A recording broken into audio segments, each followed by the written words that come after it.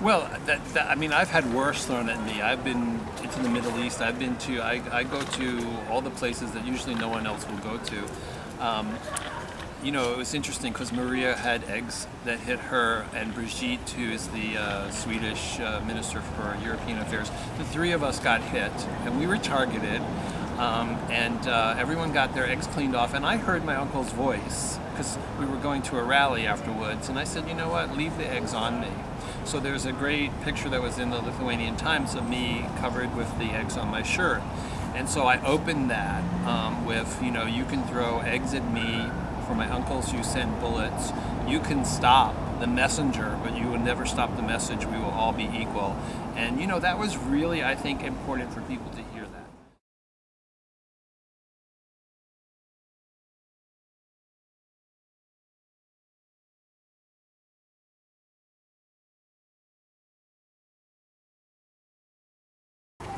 Well, it was the reaction in San Francisco. Well, first of all, there's two important reactions to the assassination and then the verdict. So, the night that my uncle was assassinated, along with the mayor, was probably one of the most eloquent responses to violence that the world has ever seen. This was spontaneous, and 40,000 people marched in silence with candles down Market Street to San Francisco City Hall. No one said a word. It was a peaceful, very eloquent response to violence.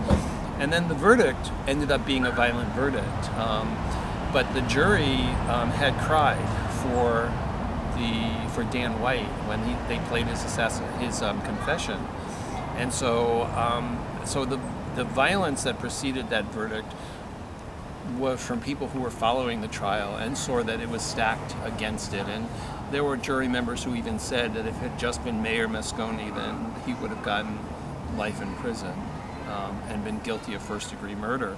But because this was again 1978, he murdered a gay man, and he was a good Irish Catholic policeman, former policeman, and they don't do bad things was the message of the defense.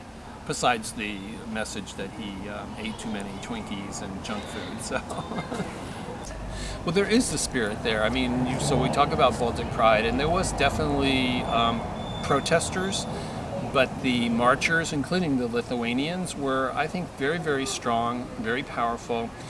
And the crowd, I would say half of the crowd waved back and half didn't. And you don't find that throughout Eastern Europe, actually. In Budapest, you hardly ever find a soul waving back. Most people close their blinds and close their doors. So I think you've got, believe it or not, a lot more potential here than in other areas of Eastern Europe, where some of the ultranationalists have painted all minorities as bad, and people have either bought that lie, myth, or they simply are doing probably one of the worst things that a society can do, which is turning away and being silent.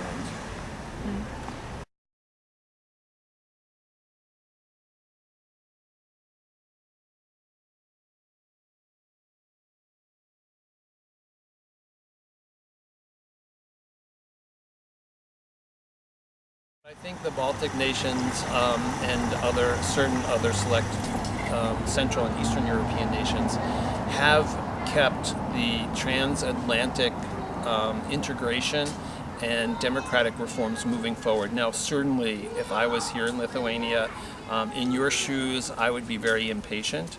So I'm not saying it's moving fast, but there are countries where it's moving light speed backwards.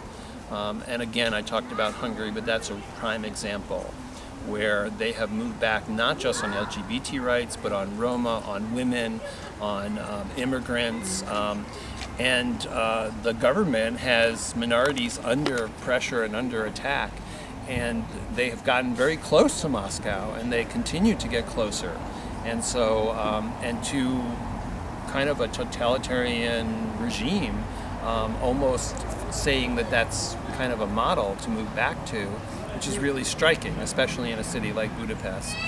So that's the discussion, is, and I think an example of where that is negative and where that is not life-affirming or country-affirming is the example of the Baltic nations in terms of coming out of the economic recession have come out much quicker and much better because you have not moved backwards. And Hungary is deep in debt and deep in recession and not moving well ahead at all, which you know, if you want to energize people to be angry and mad at someone, take away their jobs, do things that are not economy building, and you'll get people who will join in and want to blame someone. So I mean, I've been in on the shores of the Danube, where the Jobbik Party has stood there and says, who's taking your jobs the Jews have? Who wants your children the gays have?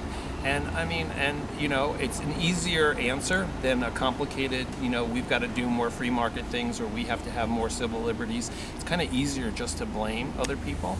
And it's the model that unfortunately has taken root in Europe previously. History has taught us that. And although you have certainly politicians here in Lithuania who are willing to take that very cheap road, I think for the most part in not only Lithuania but in Latvia and in Estonia, there is more synergy towards Scandinavia and towards the EU and not seeing moving back as an option.